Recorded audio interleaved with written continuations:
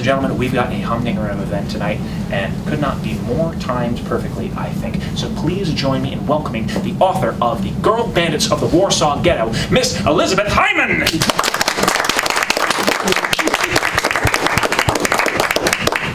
Thank you all so much for coming out.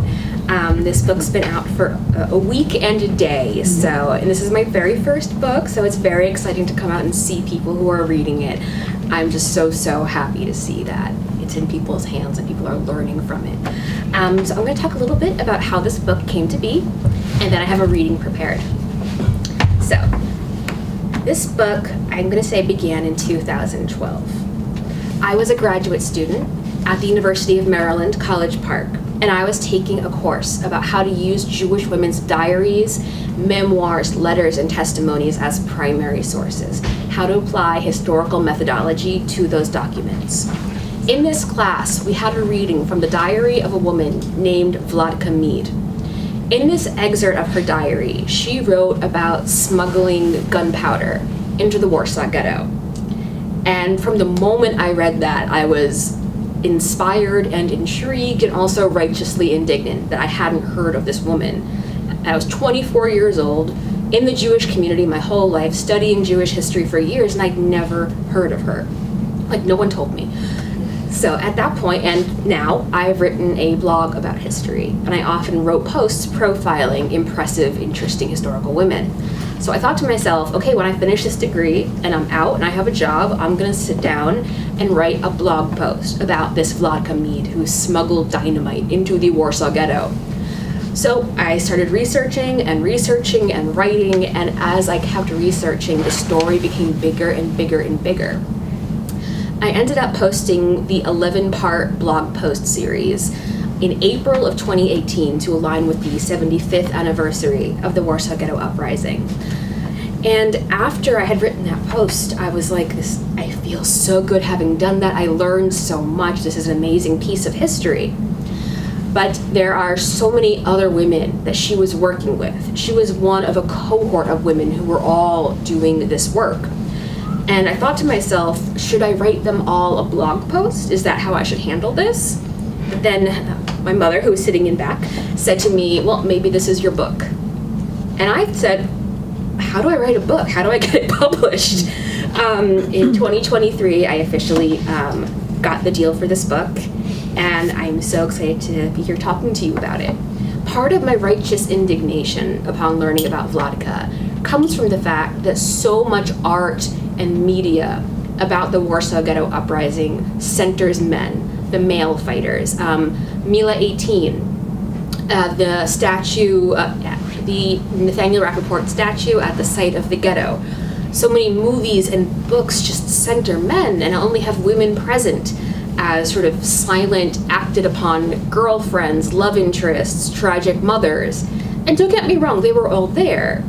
But for every single man in the resistance, there was a woman behind him doing the laundry, doing the cooking, cleaning the guns, caring for kids, doing all the household labor, and then fighting alongside them. One of the most famous names from the uprising is Mordechai Anielewicz. He was the commander of the Jewish fighting organization in the Warsaw Ghetto. However, alongside him was a woman named Sivia Lubetkin. She was the only female commander of the Warsaw Ghetto Uprising. And on the very eve of that uprising, they were sitting together in the command bunker at Mila 18, and he was having a complete, I'm going to say, panic attack. He was freaking out for good reason. And she sat with him and she comforted him. So on the very eve of this quasi-suicidal uprising, this female commander was doing emotional labor for another male commander, but her name hasn't breached beyond the academy. Even very intellectually curious, engaged individuals who are aware of Jewish history and Holocaust history don't know these names, because most of our canonical sources on the Holocaust are written by men. We have Night by Elie Wiesel, we have Survival in Auschwitz by Primo Levi, and we have Maus by Art Spiegelman. Anne Frank is presently our only mainstream female viewpoint onto the Holocaust, and we need more. We need more viewpoints and more women whose names make it out of the academy and into the public so we can all remember a more diversified, complex, and nuanced vision of Holocaust history. And I'm going to read you a 10-page excerpt if we have time. Of course. But actually, before I read, I want to know if you have any more questions or any questions for me about the process of writing this book. If not, I can jump on into the reading. Speak up a little bit. I can't hear you very well. Yeah, we're old. Yeah. He's right, we're old. Am I not speaking loudly enough? No, you're good. You're good. But I'm in the front row. Okay. Okay, so this, I'm going to read you an excerpt from chapter 3 of this book. This chapter is titled Harbingers of Death. It was one of the first chapters I envisioned writing for this book, and it contains some of my favorite anecdotes. I'm starting about halfway through. This takes place in autumn 1941. Operation Barbarossa is well underway, and Hitler and his death squads have already commenced massacres in the Eastern Territories, that is, Poland and Lithuania. In mid-October, Tama traveled to Warsaw to update the comrades on the mass killings in Vilna. For some of those present, it was the first they'd heard of any such actions against the Jews. At the same time, Mordechai Tenenbaum sent the courier Bela Hazan from Vilna to Grodno. Born in 1922, Bela was a beautiful young woman who wore her hair in long golden braids. She had no problem passing as a Pole. In fact, she was so confident to get by on her face that she was not worried about her Jewish accented Polish speech. Her assignment in Grodno was to maintain contact among the movement branches in Vilna, Lida, Grodno, and Bialystok, and to smuggle, in Bela's words, news, transfer bulletins, money, and even weapons between those branches. Before she departed for Grodno, Bela purchased a cross and a small prayer book. For if I lived among the Poles, she reasoned, I would have to know their prayers. The cross-wearing Bela, now operating under the name Bronislava or Bronka Limnowska, hitched a ride to Lida in a military truck and from there made her way to Grodno by peasant cart. In Grodno, Bela demonstrated the extreme confidence needed for couriers to successfully complete their tasks and applied for a job at the Grodno branch of the Gestapo. She was quickly hired as a translator, and her new Gestapo co-workers gave Bronislava a warm welcome. Stationed now in the offices of the Grodno Gestapo, Bela was perfectly positioned to acquire work and travel permits for her comrades. After all, no one wished to deny papers to a Gestapo employee. When it came time to deliver these documents to the movement in Vilna, Bela told her boss that her brother in Vilna had died and she had to attend the burial. He began to comfort her. Bronislava, he said, many soldiers are now killed in the war, while your brother died a normal death. Do not cry. I'll go to the office with you and arrange travel licenses for you. He kept his word and granted Bela 1 week of leave. Back in Vilna, after she tearfully reunited with her friends after her 2-week absence, Mordechai Tenenbaum assigned Bela a new mission.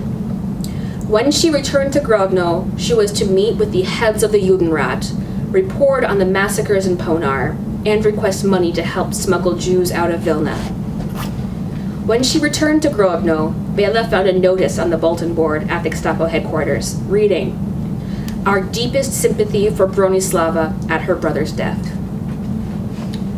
She entered the ghetto in the guise of a Gentile seeking care from a particularly skilled Jewish dentist.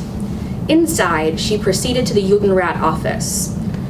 I told them about the massacre in Vilna, wrote Bela, and asked if they could take in refugees who came from there. I also asked them for money. But they refused to believe her, accusing her of lying, of trying to con them out of money. Outside their chambers, in the hallway, Bela burst into tears. But then, she writes, I was approached by another Judenrat member, Dr. Tzvi Balko, who was in charge of supplies in the ghetto. He comforted me and told me that he was willing to help and do whatever was necessary to help the refugees who would come to Grodno. Indeed, he kept his promise and gave me a sum of money and forged certificates for her travel to Vilna. Now we're in December 1941. December 1941 was a busy month for Tema Schneiderman as she raced between Vilna, Grodno, and Warsaw. According to Tsivia, we received the first news of the destruction of Vilna at the end of 1941.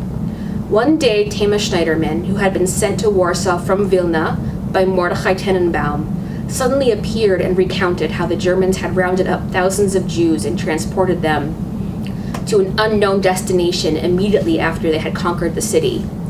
Persistent rumors spread that the Jews were being taken to the Ponar forests and massacred. The few who managed to escape from the death pits confirmed these accounts. These were the first reports of total extermination. We were horrified. In Grodno, Tema updated the comrades on the situation in Vilna and stayed with Bela through the Christian holidays. Bela took Tema with her to the Grodno Gestapo headquarters, where the notice regarding the tragic death of Bronislava's brother was still posted. Tema couldn't keep herself from laughing when Bela pointed it out to her. At the end of the holidays, Bela and Tema returned to Vilna. Bela told her Gestapo boss that she was having a medical emergency, as did Lonka and Tosia. On December 31st, 1941, 150 chalutzim were gathered in the Pioneers' public kitchen at Strashuna Street 2 in Vilna. One second. When all had arrived, movement leader Abba Kovner stepped forward and, in Yiddish, issued a proclamation which would echo through the annals of Jewish history. He said, "Jewish youth, do not place your trust in those who deceive you. Of 80,000 Jews in the Jerusalem of Lithuania, only 20,000 are left. Our parents, brothers, and sisters were torn from us before our eyes. Where are the hundreds of men who were conscripted for labor? Where are the naked women and the children who were taken away from us on that dreadful night? Where are the Jews who were deported on the Day of Atonement? And where are our own brethren from the second ghetto? Of those taken through the gates of the ghetto, not a single one has returned. All the roads of the ghetto lead to Ponar, and Ponar means death. Those who waver, put aside all illusions. Your children, your wives, and husbands are no more. Ponar is no concentration camp. They have all been shot there. Hitler plans to destroy all the Jews of Europe, and the Jews of Lithuania have been chosen as the first in line. We will not be led like sheep to the slaughter. True, we are weak and helpless, but the only response to the murderer is to rise up with arms. Brothers, better fall as free fighters than to live at the mercy of murderers. Arise. Arise with your last breath." When he finished speaking, Tosia stepped forward, took a deep breath, and repeated his speech, the first documented call for armed, organized Jewish resistance in Europe, in Hebrew. Here, trailblazing scholar of the Kashariot, Dr. Lenore Weitzman, notes, the symbolic recognition and status accorded to Tosia as she repeated Kovner's call to arms reflected not only her own stature as a leader and spokesperson from Warsaw, but also the heroic stature of the Kashariot, as those who would carry the call for armed resistance. Kashariot is the term used by scholars to refer to this group of women. It's derived from the Hebrew kesher, to connect. Tema, Lonka, and Mordechai Tenenbaum had not been present at Strashuna Street 2 that New Year's Eve.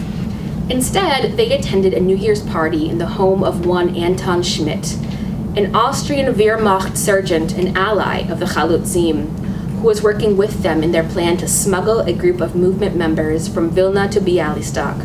For at this point in the war, the youth of Vilna perceived the Grodno, Warsaw, and Bialystok ghettos to be safer than Vilna's. And with Tema, and most likely Lonka and Bela, Schmidt loaded 20 Jews into his truck and drew them from Vilna to Bialystok. From there, Tema traveled to Warsaw, Krakow, and Bendin, spreading news, encouragement, and money as she went. She led the refugees from Vilna to their hiding places and took care of their food and other such needs on her own dime. Indeed, according to Tenenbaum and Yitzhak Zuckerman's notes on Tenenbaum's collected diary entries and letters. Tema moved our surviving people to Bialystok. 80,000 rubles. She earned this money by herself. 80,000 rubles were needed to move the people from Vilna to Bialystok. This amount was earned by Tema on her own. As the Kashariot bore money, news, hope, and despair to the Jews of occupied Poland-Lithuania, in Berlin, Hitler determined that his final solution to the Jewish problem was to be one of extermination. It wasn't simply the failure of his Blitzkrieg campaign in the Soviet Union that cemented Hitler's decision. Indeed, in January 1939, he made a prophecy that should the Jews pull Europe into another world war, that war would surely end in the extermination of the Jews as a people. On December 7, 1941, Japan attacked Pearl Harbor. 2 days later, on December 9, 1941, the United States officially joined the war on the side of the Allies. Hitler had his World War, and on December 12th, delivered a secret speech to his most trusted senior officials. In his summary of that event, Joseph Goebbels wrote, "In regard to the Jewish question, the Fuhrer is determined to wipe the slate clean. He prophesied to the Jews that if they once more brought about a world war, they would be annihilated. These were not mere words. The world war is here. The extermination of the Jews must be its necessary consequence." Thus, it was likely the combination of the failure of Barbarossa and America's entry into the war and his unbridled hatred of the Jewish people that led Hitler to determine that his policy towards the Jews moving forward must be one of genocide. And on October 20th, 1942, at the Wannsee Conference in Berlin, the Nazi civil service gathered to discuss the planning and implementation of Hitler's final solution. That's part of chapter 3.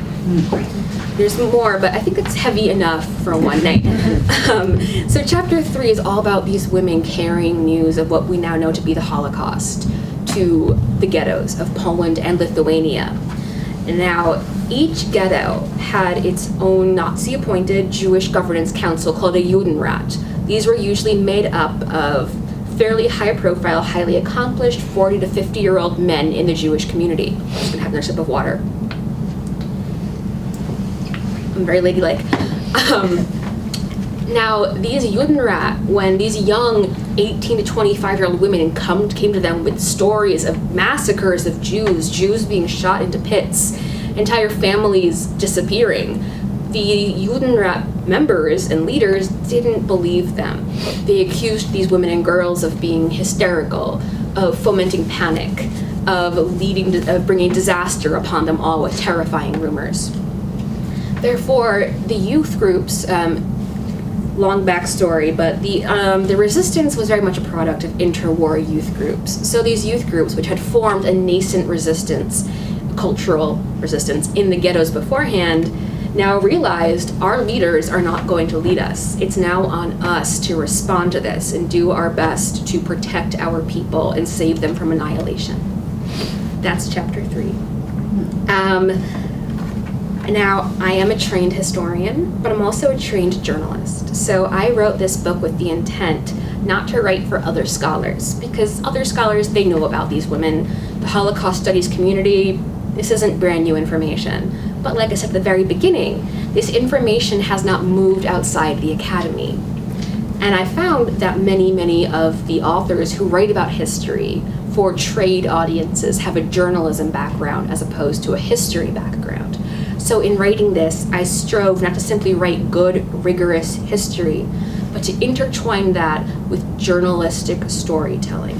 So the excerpt I just read, you saw the combination of necessary context with that primary source material and from the ground up analysis.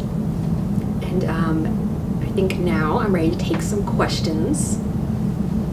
I can yap as much as I want, but I want to hear what you guys want to know.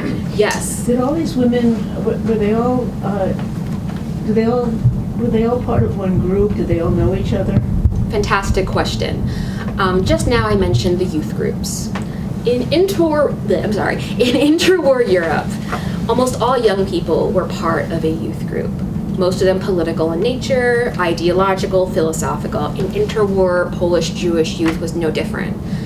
The constellation of political Jewish youth groups was massive. You had, let's start with socialist Zionists. You had at least 4 separate socialist Zionist organizations, which all would work together but did not agree with each other about the finer points of how to implement Zionist socialism.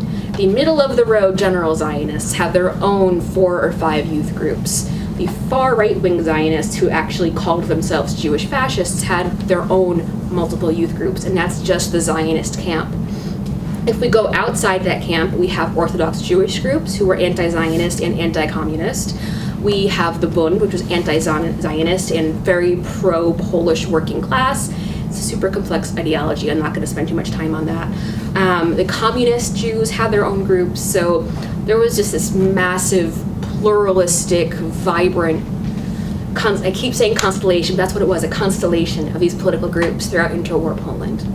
So when Hitler began to ghettoize the Jews of Poland and Lithuania, the youth groups were concerned with making sure all of their members were okay, that they could keep track of every single one of their members. And that's how the female couriers got started. Because they could pass as non-Jewish, they ran between the ghettos and Jewish communities and got in touch with members. So they could bring information back to headquarters and say, okay, I have track of X, Y, and Z, they're alive, they're okay, we have contact.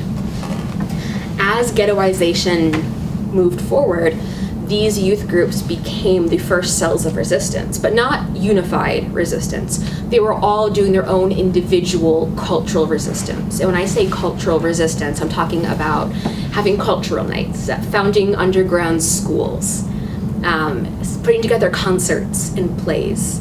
It was a direct act of resistance against the Nazi urge to take away their humanity in the ghetto. So the very first of these resistances was simply a restatement of the fact that we are human. You can tell us not to play music, but we will. It wasn't until the autumn and winter of 1941 that they realized that this wasn't just oppression and ghettoization, this was genocide, and they were all scheduled to be annihilated. That's when these groups started saying, I don't think having these underground high schools is going to cut it anymore. We have to look towards self-defense. And even then, it took a very long time for these groups to unify into what became the Jewish Fighting Organization. Because these people were passionate about their politics and ideology. They didn't want to put it aside and compromise on their views, but eventually they realized that they had to. And even then, the far-right Zionist revisionists refused to cooperate and be part of that unified, militarized group. Does that answer your question? Yeah. It's interwar Polish history is just fascinating. It was this huge flowering of intellectualism and writing and culture, which was just... What happened to the far-right Zionists then? They fought in the uprising, but they didn't want to share some information and weapons with the Jewish Fighting Organization. They also felt that their members should be in command because they had the most military training. But the established command was like, no, this is not a hierarchical, hardcore Zionist thing. This is a collective Jewish thing. So the revisionists were like, okay, fine. We'll share some information, but we're not hanging out with you.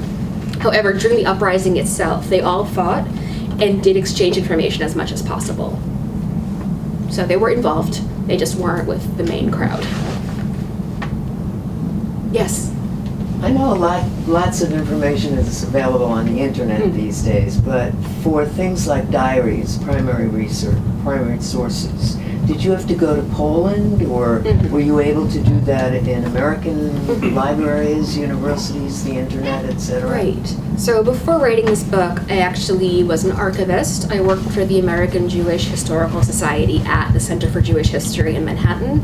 And in that building, that building houses the archives of not just HAHS, but the Leo Baeck Institute and the YIVO Institute. The Leo Baeck Institute collects the records of German-speaking Jewry, and the YIVO Institute collects the records of Yiddish-speaking Jewry. It was founded in the 1930s in Vilna, actually. So I have quite a few contacts in the museums and libraries.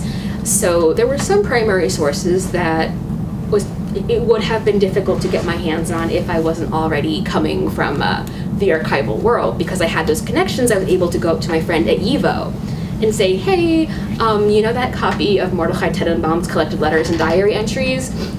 Can I photograph the pages of that? And because I'm also an archivist and I worked there for almost 7 years, she allowed it. So having that network helped a lot in getting my hands on I was this. thinking about the dialogue in there, and does that come directly from the diaries, or is that created by you based on your research? So the dialogue comes directly from the primary sources. However, no one can recall exactly what they said 50 years ago. So the dialogue included are from the primary sources, but they're also just the closest approximations the writers could remember of what happened during the 1940s. And that actually comes out a lot in the parts of these primary sources where they would describe the Warsaw Ghetto Uprising and the Warsaw Uprising of 1944. Everyone had a slightly different version of what happened. Now, I think Holocaust deniers would look at that and say, you see, they can't even get their story straight. But the fact that they all differ slightly actually speaks to the fact that they are very real, because trauma in time erode recall. So the fact they couldn't all remember the same detail of where a door was or who said what speaks to their veracity as opposed to any falseness. But no, I did not make up any dialogue. There's no creative nonfiction happening in this book. No reenactment. No reenactment. No reenactment. Thank you. Those are fantastic questions. Anyone else? Paul. What's your blog called? Historicity was already taken. I started it in 2011 when Tumblr was a very hip social media site. I wanted to call the blog Historicity, which is my favorite academic history word. It just means historicalness. Like, what's the historicity of Jesus? What's the historicalness of Jesus? However, another blog had taken the name Historicity, so I started calling it Historicity Was Already Taken. And now I still write there. And, I really learned to write about complex historical issues for general readers through writing that blog. So I'm really profoundly grateful to have done that project and have accumulated the readers that I did over on Tumblr. So, yes. So you write history, and that must steep you in the history. You must be enveloped by that history while you're writing. Yeah. How do you feel about fictionalized accounts of the Holocaust? Are there some that you hate, some that you like, or do you have a problem with all of them? Now, I forgot who said this, I'm so sorry, but in the 1950s, a survivor said, how we remember the Holocaust will be forged by the novelist, not the historian. And in a lot of ways, that's proven true.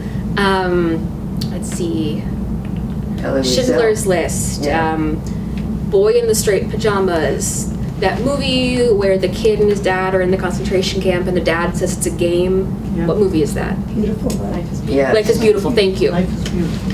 A lot of those have forged how most people remember the Holocaust. At the very beginning of this talk, I was really discussing how these women and their voices and their experiences haven't made it into public memory. And that's what I mean. Even some of the most popular works, they're still hidden. I mentioned Mouse by Art Spiegelman. Art Spiegelman's mother was a courier woman. She was one of the cohort of women I wrote about in this book. His mother committed suicide in the 1960s, and in his grief, his father Vladek burned all of her diaries. When Art Spiegelman was writing that book, he portrayed his mother based on his father's recollections, and he spoke of her as a fairly meek, shy, and frightened individual. But you couldn't be meek and shy and frightened if you were doing courier work. If you got on a train with guns in your pockets and false documents, and you sat there looking frightened, people would know that you were a Jew. You had to be confident. You had to know how to fit into your surroundings. You had to know how to look at Polish men and German men and give the vibe, I belong here, I'm one of you. You can't do that if you're terrified. You just can't. So even in one of our most canonical works of Holocaust memory or history, what have you, we have women's roles being actively shunted aside. As for what fiction I like, I must admit, as a historian, I can be quite snotty about Holocaust fiction, but one work that I've always loved is Number of the Stars by Lois Lowry. I really think it's a beautiful work, and actually had it signed by her at the Library of Congress Book Fair about 10 years ago, which was very cool. So, Say that title again. Number of the Stars by Lois Lowry. It's technically a YA book, but I think it's the best novel or fictional treatment of the Holocaust I've ever read. Yes. How hard was this to get published? So since I got the book deal, I've been reading a lot of blogs kept by other writers, and while it was incredibly difficult, I think I had it pretty easy compared to some novelists. The hardest part was getting an agent. That took about 5 years. Once I got my agent and I was signed, she got me the deal with my publisher pretty quickly. She specializes in working with history and writers of history for general audiences. So the hardest part was learning how book proposals work and getting an agent. After that, it was pretty smooth. But book proposals are incredibly weird, difficult pieces of writing for anyone interested in doing that. Any more questions? Oh my goodness. Okay, let's see how we're doing on time. We're doing great on time. You got plenty if you Oh. want to keep reading. Okay. If there are no more questions, then I'll read another excerpt, unless it's too heavy for everyone. Okay. I'm going to read you my favorite part, where Tima Schneiderman puts a grenade in her underwear. It's a fantastic chapter. Let me just find that for you. One moment.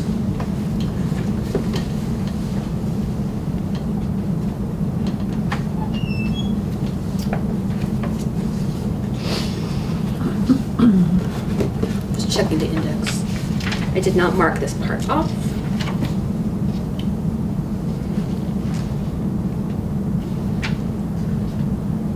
So you speak Yiddish and Hebrew? Where did you read these? How did you read these primary sources? Here we go. I'm actually awful at learning languages. It's sort of one of my biggest educational regrets. I've done coursework in French, Spanish, Hebrew, and German, and retained enough French to get around Quebec City. So I did have to pay for translators, Yiddish and Polish for these primary sources. Now, with Holocaust-era primary sources from Poland, you need a highly specialized translator, because if they were writing in Yiddish, their Yiddish used Polish grammatical constructions and loanwords, so you had to understand both Polish grammar from the 1940s as well as Yiddish. So it takes a very specialized translator. I was able to raise the money for those translators and use them while writing this book. Their names are listed in the bibliography section. And they're very fantastic, very expensive. I do quite a bit of fundraising. Okay, this is page 125 from chapter 5, The Death of Fegele Paltel.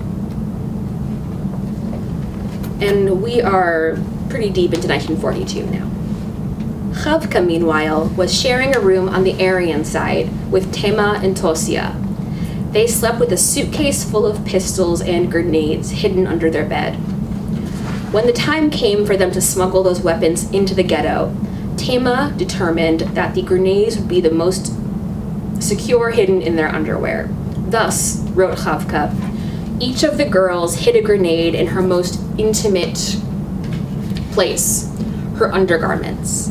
From a suburb of the city, we took a streetcar in the direction of the ghetto. On board the streetcar, Tema stood at Chavka's side and whispered, "What would happen if a gentleman invited us to sit beside him?" We broke into laughter, hiding our fear in this way, wrote Kafka. To this day, I see the seriousness of our actions in such a situation, and also something of the macabre humor that carried us, spirited young people, through this period. Sivia later noted this incident in her memoir, writing, "There was even humor amidst the danger, as in what happened to Tema. She was standing in a crowded train with a hand grenade hidden in her underwear. A notoriously no-nonsense, serious individual. Sivia's notation of this event highlights the importance of emotional intelligence to Tema's work as a courier. And indeed, it was this keen emotional intelligence, her ability to say the right thing at the right time, her innate understanding of how to calm those around her that so enamored Mordechai Tenenbaum of Tema, and that drew him to send her on some of the Kashariot's most dangerous missions." Another one of my favorite parts. Now, here we have several quotes talking about Tema's emotional intelligence. And I touched on this briefly when I talked about how you can't be frightened and scared if you're going to do this work.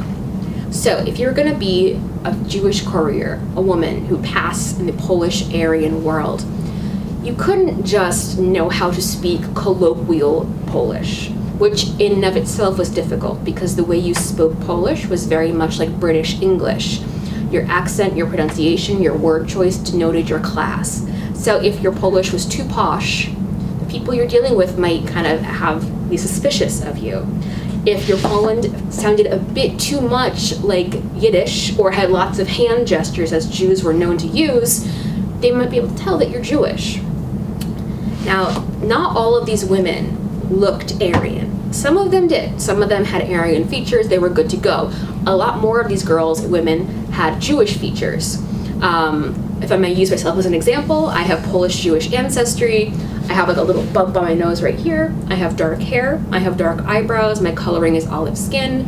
While I have no issue with my looks, in Poland, it would have been very obvious to every single Gentile that I'm Jewish based on those features. So to pass, I'd have to dye my hair blonde and use makeup not only to lighten up my eyes, but to sort of make my nose look a little bit smaller and more petite. Then, once I had mastered the Polish language and culture and knowledge of Christianity, specifically Catholicism, I would have to embody confidence. I'd have to be able to get on a train full of Nazi officers, sit back and let them light my cigarette, and have casual conversations about how great it is that we're getting rid of the Jewish menace. That's the level of chutzpah I'm talking about with these women. Now, I'm calling them women, girls, kashariot, for a wide variety of reasons, and that is a great segue into the title of this book, The Girl Bandits of the Warsaw Ghetto. Now, some people have seen it and been like, girls? These are women. What are you doing? But my answer to that is exactly. In the primary sources, these women's male comrades in the Jewish fighting organization referred to them as the girls, collectively. The girls did the washing. The girls came back with 10,000 plotzi. The girls came back with guns. That's how they referred to their female comrades. Meanwhile, the Nazis would refer to any subhuman who resisted them as a bandit. So I thought these words have been used to sort of degrade these women and view them on a lower level of operation. So I'm going to put them together and reclaim both those words to make a new identity, which is why I call them the Girl Bandits. Because they're not girls, they're women. They're not bandits. These are highly trained resistance fighters. That's how I chose the title. Now, as you know, it focuses on 5 women. I spoke already about Vladka Mead and a little bit about Sivia. But I want to talk a bit now about how I chose those 5 women to center this book on. Now, I came upon Sivia while I was doing my research on Vladka Mead for my blog post, and I was just blown away by her. The only sort of fictional comparison I can think of for this woman is like Princess Leia. She was just so brave, so no-nonsense, in command of every single situation. She took care of everyone, attended to everyone's needs while shooting Nazis and organizing a resistance. even after the uprising, when she was in hiding on the Aryan side of the city, she single-handedly took charge of all of the underground's aid work. Because at this point, there were Jews in hiding in Warsaw, all throughout occupied Poland. And they had networks of surviving couriers whose missions were now to go out and bring food and medicine and money to those hidden Jews. She had to be in hiding because she had a very Jewish face, but she was administrating all of those tasks from her hideout in Aryan Warsaw. So obviously she had to be a big player in this book. The next two women I selected were Tosia Altman and Tema Schneiderman. Their names just kept coming up in the memoirs I was reading. And they were both fascinating for their own unique reasons. Tema Schneiderman, every source described her as a tall, beautiful, fashionable woman with, gorgeous reddish gold hair and blue eyes, and my God, she was so pretty. But then I came across the diary of a woman named Heike Grossman. She was one of the couriers, and she served in the Knesset in the 90s. And in her memoir, she wrote, actually, I'm going to find you the exact quote. No, I don't, because I have it semi-memorized, but since we're all here, I'm just going to read it to you. One moment.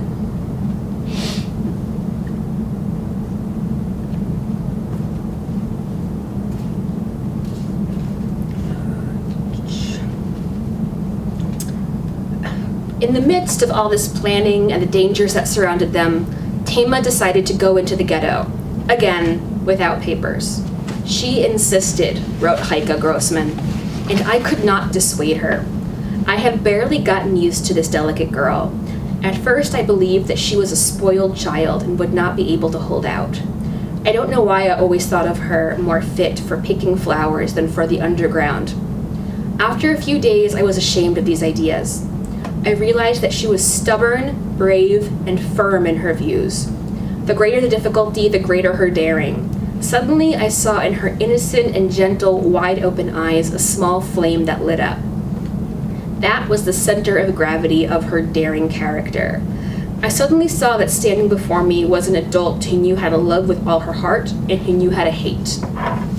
So I really was fascinated by seeing a woman rethinking her own sexist judgments of another woman based on her appearance. I thought that was fascinating, and I think that's something women are still find themselves doing and dealing with today, so it was highly relatable. What also attracted me to Tema is, she was murdered in 1943. She left very few primary sources. She had one propaganda essay, and that's it. So for me, Tema was like a puzzle.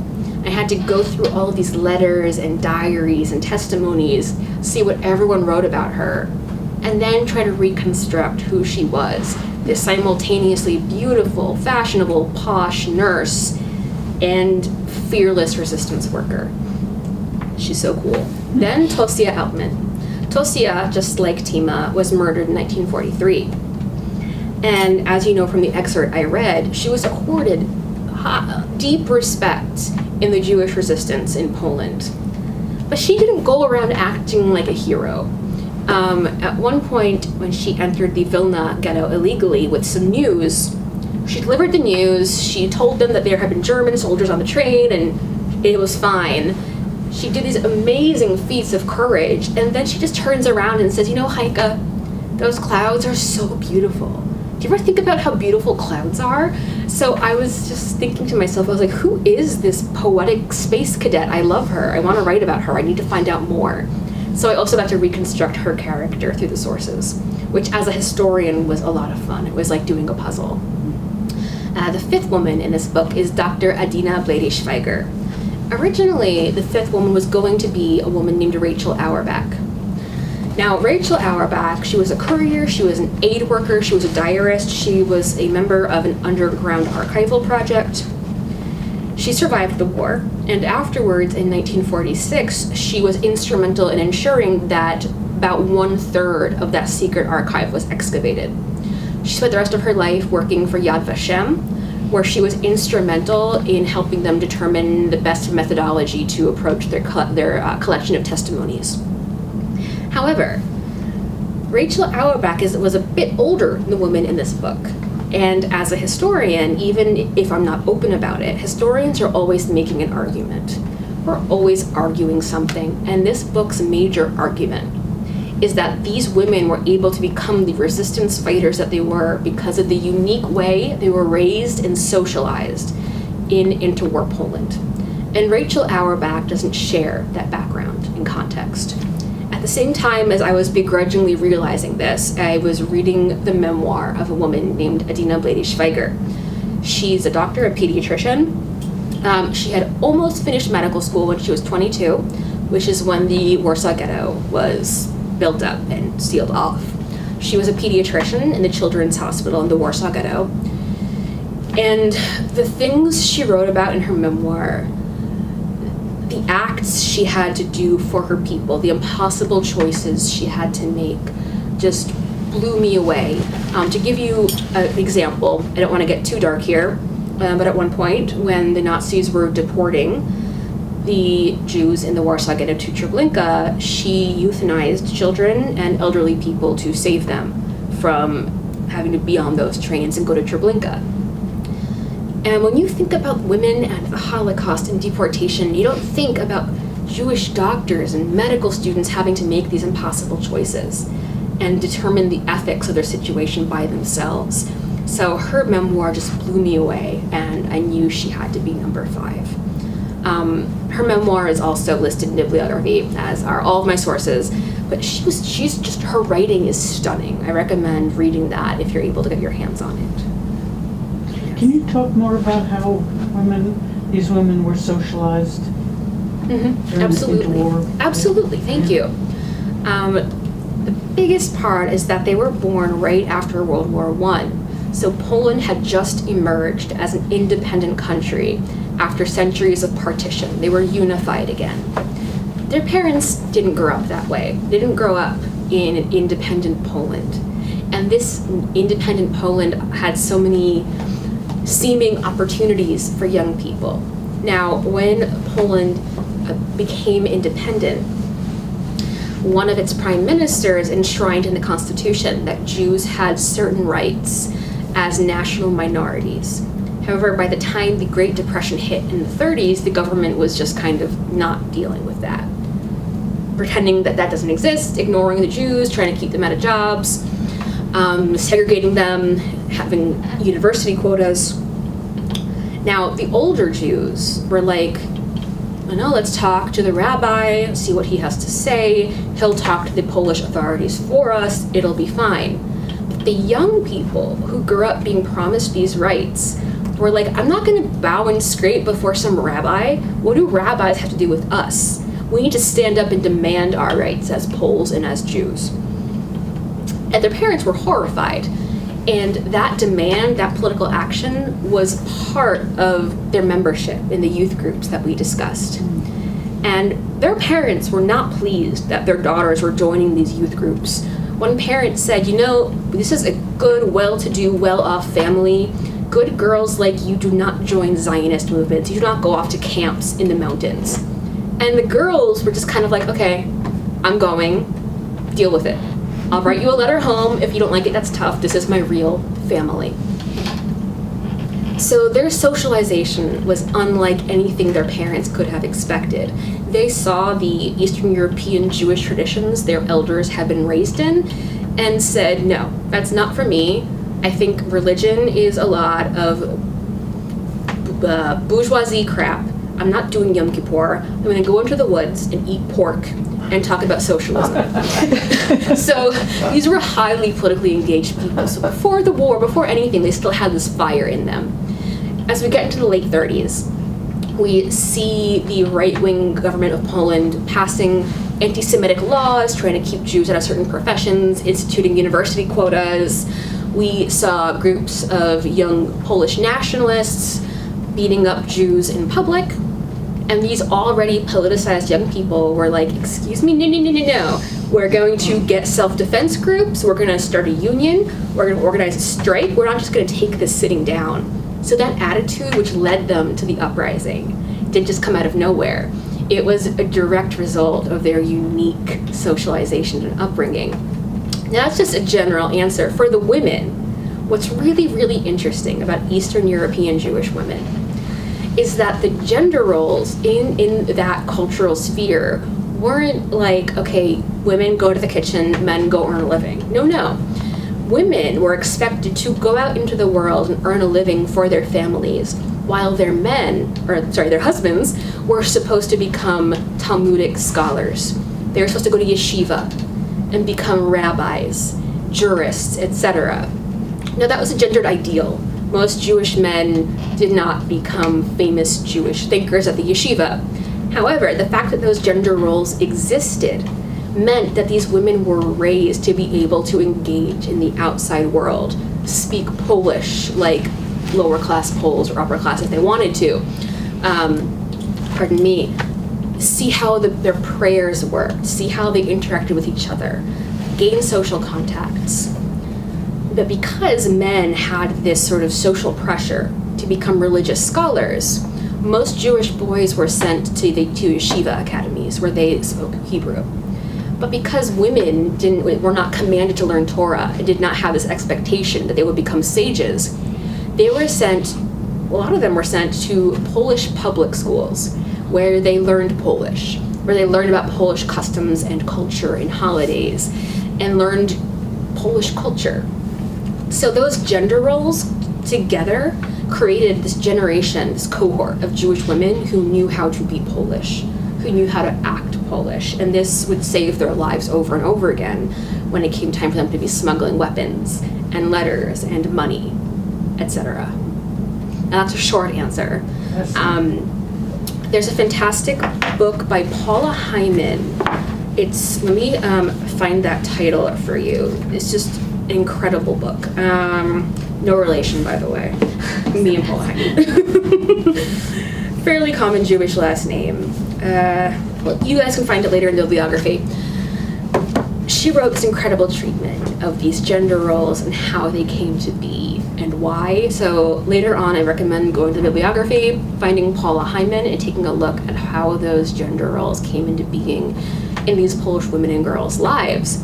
So you had these adolescent girls who were simultaneously rebelling against their parents, but also acting in accord with gender roles, which would see them having to act outside of the domestic sphere, which I think is just the coolest thing ever, obviously. It's 5 minutes to 7. Why don't you share the embargoed news?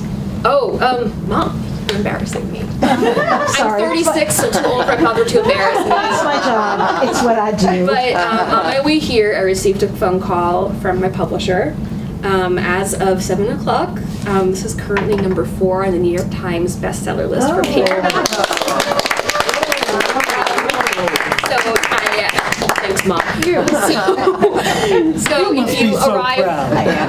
if you arrived early, you might have seen me being like, that's why. That's exciting. Yes. And since it's this book, yeah. New York Times. Yeah. That's pretty cool. It's great. I'm still processing it. It doesn't feel real. But I really enjoyed speaking to you all. Thank you very much. Yes. I can talk about this book till the cows come home, but it's by answering questions. Are you Canadian?